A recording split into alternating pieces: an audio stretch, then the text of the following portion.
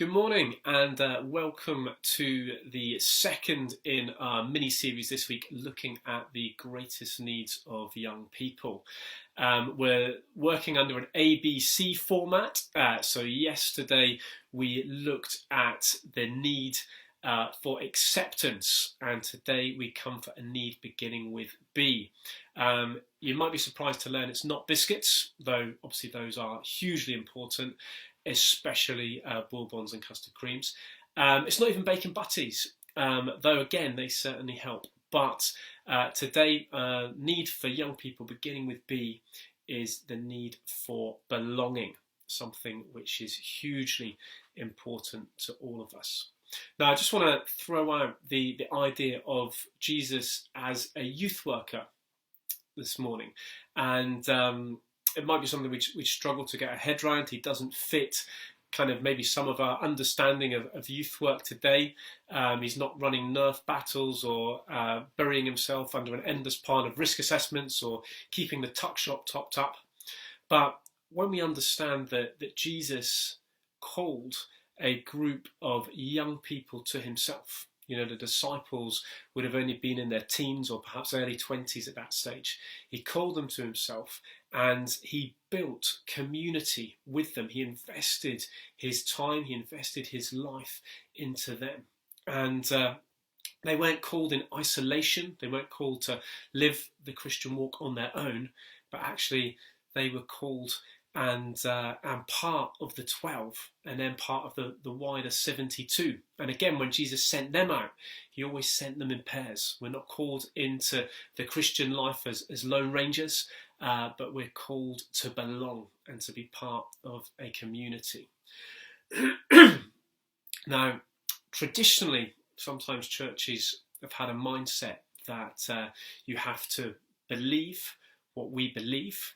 You have to behave in the way that we expect you to behave in order that then you can belong.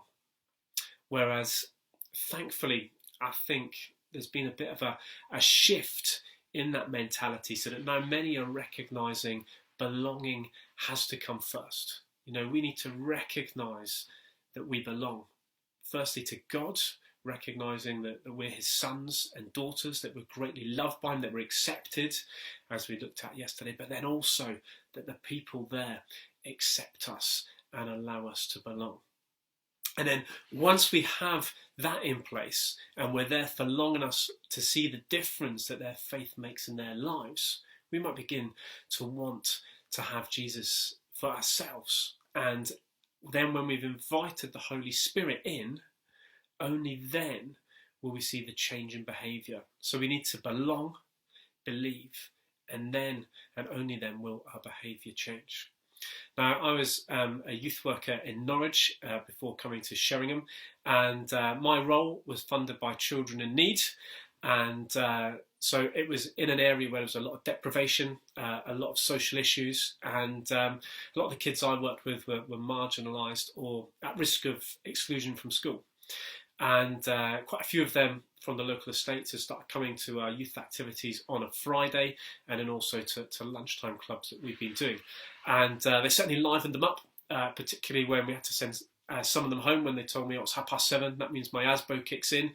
I have to go home. But in school, they were a lot of the kids who'd be sent out of lessons, and rather than wait outside the classroom like they were supposed to do, they'd run around the corridors banging on the windows and seeing how many other lessons they could interrupt or call other students out to join in the chaos. But then some of these kids began to have that sense of belonging with us at church in the youth group. They began to have a sense that actually this Jesus guy we spoke about, he could make a difference in my life. Some of them came even to accept him for themselves. And what was really interesting was then watching the small changes take place in their lives. You know, all their behaviour didn't change overnight. They were still getting sent out of lessons on occasion, but now when they were sent out, actually what changed is rather than run around the corridors disrupting everyone else, they would choose to sit and to take a Bible out of their bags, out of their blazer, and sit and read a psalm. And this was incredible, and teachers were noticing this difference, this change in their attitude and behaviour, because they'd found that place of belonging in the church.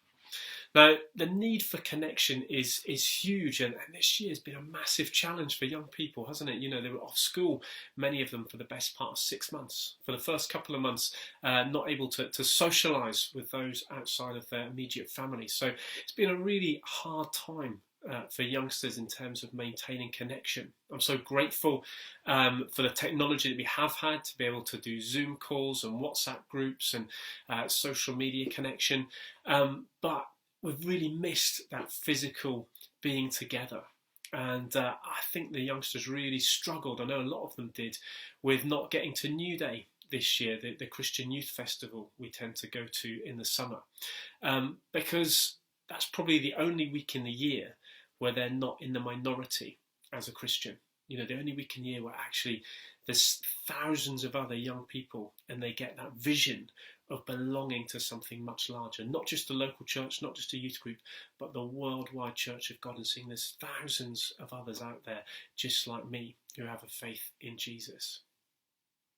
Sadly, where that need for belonging isn't met in a positive sense, it can be very easy to see how gang culture can thrive in certain settings. You know, if you're in a tough environment and you haven't got people watching your back, if you're not part of a crew, if you haven't got people who are going to look out for you, then you can easily see how you could be sucked into that sort of environment. And we need churches to rise up and to be a place where people can find true belonging. So that's what we desire at Lighthouse as a community, that when young people come, that they feel this is a place of home, that they're accepted and that they belong.